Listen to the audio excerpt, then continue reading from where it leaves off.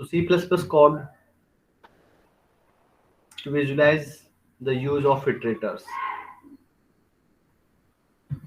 यहाँ पे हमने लिखा है hash include iostream, hash include vector, क्योंकि हम वेक्टर पे काम करेंगे तो ये हेडर फाइल आपको इंक्लूड करानी पड़ेगी। Using namespace std integer main.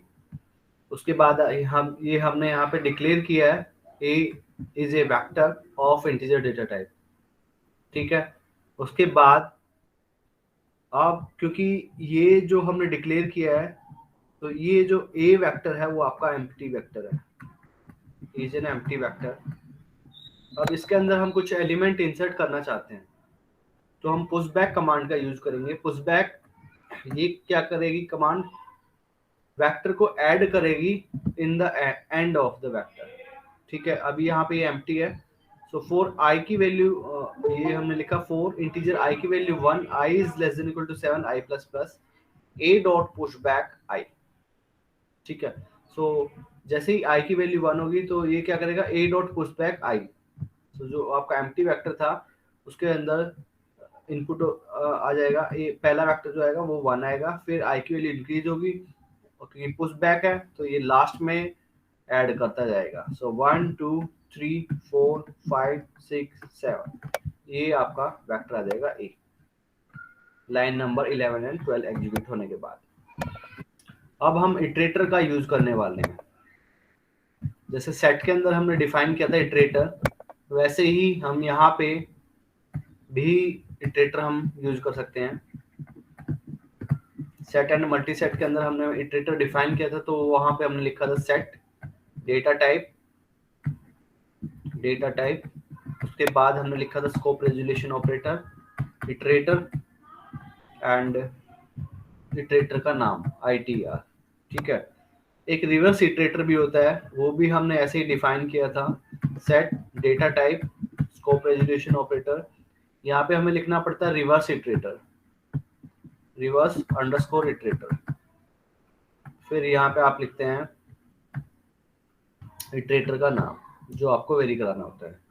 Similarly ये सेट के अंदर भी हम करते हैं, मल्टी सेट के अंदर करते हैं। सिमिलरली हम यहाँ पे वेक्टर के अंदर भी इटरेटर का यूज कर सकते हैं टू डिस्प्ले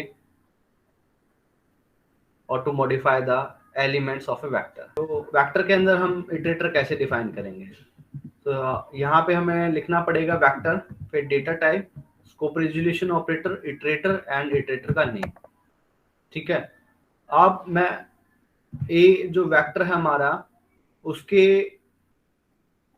एलिमेंट्स को हम डिस्प्ले कराना चाहते हैं यहाँ पे, तो ये हम यहाँ पे लिखेंगे for ITR iterator equal to A dot begin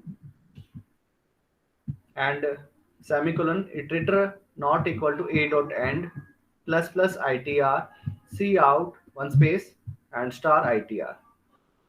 ठीक है, अब ये जो लाइन नंबर 21 एंड 22 है ये क्या काम करेगी, जो वेक्टर है आपका उसको डिस्प्ले करा देगी ऑन द कंप्यूटर स्क्रीन। तो जो वेक्टर था वो आपके पास था 1 2 3 4 5 6 7, ये आपके पास वेक्टर था ए। उसके बाद हमने यहाँ पे लिखा है C out new line command, सो आपका जो कर्सर है वो नेक्स्ट लाइन में चला जाएगा। उसके बाद हमने लिखा रिवर्स इटरेटर, तो रिवर्स इटरेटर डिफाइन करने के लिए आपको लिखना पड़ेगा vector data type scope resolution operator reverse underscore iterator and RIT, जो भी आप नाम देना चाहें वो आप यहाँ पे लिखेंगे। उसके बाद हम आउटपुट कराना चाहते हैं वेक्टर को इन द रिवर्स ऑर्डर। जो आपका वेक्टर था वो था 1 2 3 4 5 6 7, ये आपका वेक्टर था। अब इसको हम रिवर्स ऑर्डर में इसको आउटपुट कराएंगे। सो जो रिवर्स इटरेटर है वो आपका बैक से स्टार्ट होगा, यहाँ से स्टार्ट होगा। ठीक है, एंड फिर हमने यहाँ पे लिखा for RIT equal to A dot r begin, यानी कि रिवर्स बिगिन करेंगे, हम यहाँ से स्टार्ट करेंगे, and RIT not equal to A dot r end, कहाँ तक, रिवर्स में जो एंड आएगा मीन्स यहाँ तक आएंगे, हम यहाँ से स्टार्ट करेंगे और यहाँ पे आएंगे, plus plus RIT cout one space and star RIT। So जब ये आपकी लाइन 33 और 34 जब आपकी एग्जीक्यूट हो जाएंगी तो आउटपुट जो आएगा using the R begin R end function, वो आपका डिस्प्ले करेगा, ऐसे आएगा, पहले 7 आएगा, फिर 6 5 4 3 2 1। तो ये आपका आउटपुट जो है इस फॉर्म में आएगा। अब जो हमने कुछ कमांड लिखी थी, पुश बैक, एट, फ्रंट, इनका हम यहाँ पे यूज करेंगे। सो ये हमने यहाँ पे लिखा है C out the new line command, the value at 3 index is.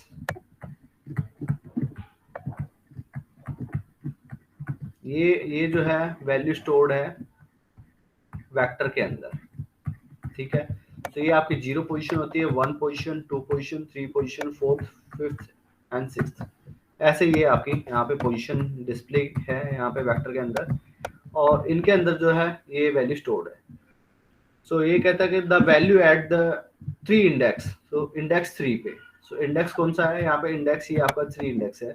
So value है यहाँ पे 4। तो एट फंक्शन का भी हम यूज कर सकते हैं, और हमने बोला था स्क्वायर ब्रैकेट के अंदर पोजीशन की वैल्यू भी हम दे सकते हैं। तो ये हमने लिखा है यहाँ पे वेक्टर, जो हमारा वेक्टर था a dot at and index, ये हमने यहाँ पे दी है।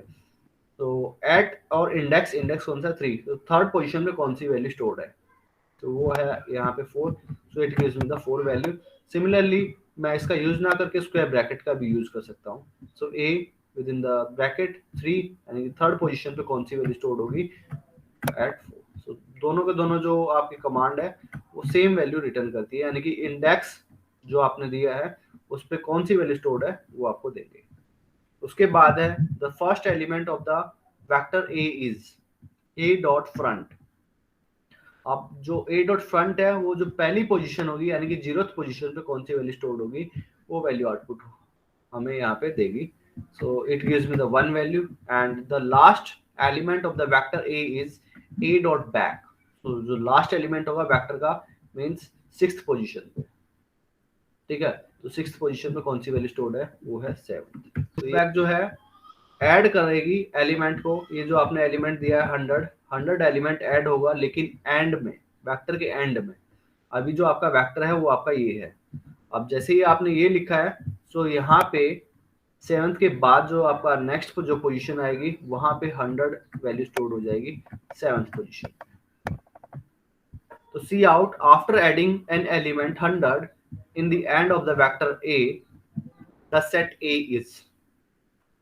फिर हमने इटरेटर का हमने यहाँ पे यूज किया है, for iterator A dot begin I T R not equal to A dot end plus plus I T R C out space and I T are.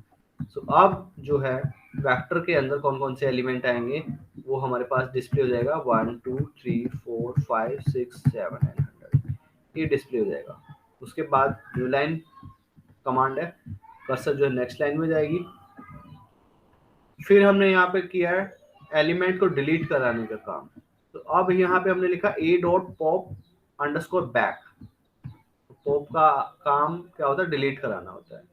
तो बैक यहाँ पे लिखा है, तो यानी कि जो लास्ट एलिमेंट जो आपने यहाँ पे है यहाँ पे वेक्टर के अंदर, वो एलिमेंट आपका डिलीट हो जाएगा। फिर मैंने दोबारा से सेट को डिस्प्ले कराया है, वेक्टर ए को डिस्प्ले कराया है with the help of iterator. तो अब after deleting the last element of the vector ए, अब ये लास्ट एलिमेंट जो है हमने डिलीट कर दिया है, द सेट ए इज। सो अब जो वैल्यू डिस्प्ले होगी वो आपकी होगी 1 2 3 4 5 6 एंड 7, ये वैल्यू डिस्प्ले हो जाएगी। उसके बाद हमने कुछ कमांड यूज किए हैं। पहली जो कमांड है वो है आपकी एम्प्टी कमांड। यहाँ पे हमने लिखा है is the vector A empty, क्या आपका जो वेक्टर ए है वो आपका एम्प्टी है। वेक्टर एम्प्टी नहीं है क्योंकि हमारे पास ये एलिमेंट अवेलेबल है। तो एम्प्टी नहीं है तो ये हमें क्या देगा, फॉल्स वैल्यू। फॉल्स वैल्यू के लिए हमें क्या मिलेगी, 0। Then the number of elements in the set A is, कितने एलिमेंट है ए के अंदर, तो वो हमें साइज कमांड हमें बताएगी। सो ए डॉट साइज, कितने एलिमेंट है हमारे पास यहाँ पे, 7 एलिमेंट है, तो हमें यहाँ पे 7 वैल्यू हमें मिलेगी। Now next, the maximum number of elements can be inserted into the vector A। कितने वेक्टर ये जो है हम यहाँ पे A के अंदर ऐड कर सकते हैं, तो वो हमें मैक्स साइज कमांड हमें बताएगी। ठीक है, तो मैक्स साइज कमांड का अगर हम यहाँ पे यूज करेंगे तो it will gives me the number of elements that you can insert into the vector ए। उसके बाद कैपेसिटी है, ये हमने एक्सप्लेन किया था कि ये जो कमांड होती है वो क्या करेगी, return the maximum size to which the vector a can grow without going through the time consuming reallocation process. यानी कि हमें रीएलोकेशन नहीं करना है, तो कहाँ तक हम वेक्टर ए को हम इंक्रीज करा सकते हैं। तो ये हमने यहाँ पे लिखा the maximum size to which the vector a can grow without time consuming reallocation process is, तो ये हमने लिखा ए डॉट कैपेसिटी। ठीक है, तो ये आपको वैल्यू प्रोवाइड कर देगा कि आप इतने पोजीशंस तक आप ए के अंदर वेक्टर इंसर्ट करा सकते हैं। तो अगर हम इसको कंपाइल एंड रन करते हैं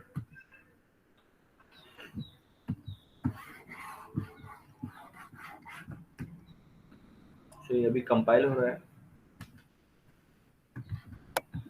तो ये हमारा आउटपुट आ गया है। तो the output of begin and and function, ये मैंने लिखा था सी आउट के अंदर, और ये हमारे पास ए के अंदर एलिमेंट्स आ गए थे 1 2 3 4 5 6 7। उसके बाद output of r begin and r end function, ये मैंने यहाँ पे लिखा था कि रिवर्स बिगिन और रिवर्स एंड का हमने यूज किया था to display the vector a. तो यहाँ से स्टार्ट होता है और आपका एंड तक जाता है। तो ये हमें मिल गया 7 6 5 4 3 2 1।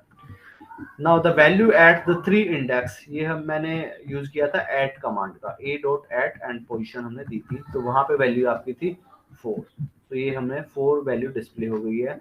द वैल्यू एट 3 इंडेक्सेस, अब मैंने एट की जगह पे मैंने यूज किया था स्क्वायर ब्रैकेट का, तो थर्ड पोजीशन पे वैल्यू है हमारे पास 4, तो ये हमें 4 वैल्यू मिल गई है। Now the first element of the vector A is, मैंने यूज किया था फ्रंट का, ए डॉट फ्रंट, तो फर्स्ट पोजीशन पे जो वैल्यू स्टोर्ड है वो है आपकी 1, सो 1 हमें यहाँ पे मिल गया है। द लास्ट एलिमेंट, तो वो हमें लिखना है ए dot back, back and so last element जो था हमारा 7 था, तो वो हमें 7 की वैल्यू हमें यहाँ पे मिल गई है। After adding an element 100 in the end of the vector a, तो मैंने यहाँ पे यूज किया था पुश बैक का, a dot push underscore back and यहाँ पे मैंने दिया था 100, तो लास्ट में एलिमेंट आपका ऐड हो जाएगा और उसके बाद हमने डिस्प्ले किया है। तो डिस्प्ले करने के बाद after adding the element 100 in the end of the vector A is the set A is, तो ये आपका अभी 7 था, अब मैंने एक एलिमेंट ऐड किया था, तो वो आपका ऐड होने के बाद ये वेक्टर मिल जाएगा। अब मैंने डिलीट किया था, तो डिलीट कराने के मैंने यहाँ पे यूज किया था पॉप कमांड, ए dot pop underscore back, so last में जो सा एलिमेंट है वो आपका डिलीट हो जाएगा। सो लास्ट में 100 एलिमेंट है वो आपका डिलीट हो जाएगा। उसके बाद मैंने डिस्प्ले किया है again with the help of iterator, then after deleting the last element of the vector A the set A is, so last element आपका डिलीट हो गया। उसके बाद जो एलिमेंट आएंगे 1 2 3 4 5 6 7।